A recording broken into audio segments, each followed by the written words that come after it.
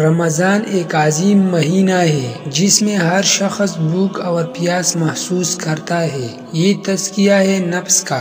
جب آپ خود بھوک اور پیاس محسوس کرتے ہیں تو پھر آپ کو ان لوگوں کا درد سمجھ آ جاتا ہے جو رمضان کے علاوہ بھی بھوکے رہتے ہیں، جن کے پاس اس قدر وسائل نہیں کہ وہ پیٹ بھر کر کھانا کھا سکے یا اپنی مرضی کی چیز کھا سکے۔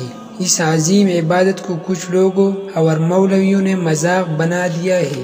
بہت سارے لوگ عصر کے بعد چھوٹی سی باتوں پر ایک دوسرے کے چہرے پلٹتے ہیں۔ ایک کہتا ہے صبح سے نسوار نہیں رکھا، دماغ خراب مت کرے۔ دوسرا کہے گا تیرا کیا دماغ ہوگا، میں چرس نہیں نوش کر چکا ہوں، زمین میں گاڑ لوں گا۔ اگر غلط بات کہی تو کچھ تو روزہ کھا کر شرابی جیسے نکلے گا۔ یار پیاس زیادہ ہے، آج بھوک زیادہ ہے۔ ایسی باتوں سے اجتناب کریں۔ اگر نہیں پکڑ سکتی تو کھلے عام کھا لیجیے۔ کوئی اگر کچھ کہے تو اسے مارنے کا حق ہے آپ کے پاس۔ جب آپ کے پاس بہترین جوس فریج میں موجود ہو لیکن خدا کی رضا کے لیے وہ آپ نکال کر نہ پی، یہ روزہ ہے، یہ سبق ہے۔ کل آپ کے پاس طاقت ہوگی مگر آپ کسی مظلوم کو کچلے گی نہیں۔ آپ کے پاس وسائل ہوں گے مگر آپ اس شخص کا مذاق نہیں اڑائے گی جس کے پاس وسائل کی کمی ہے۔ یہی روزہ سکھاتا ہے۔ یہی سیکھی مولوی کی ان جان باتوں پر اپنی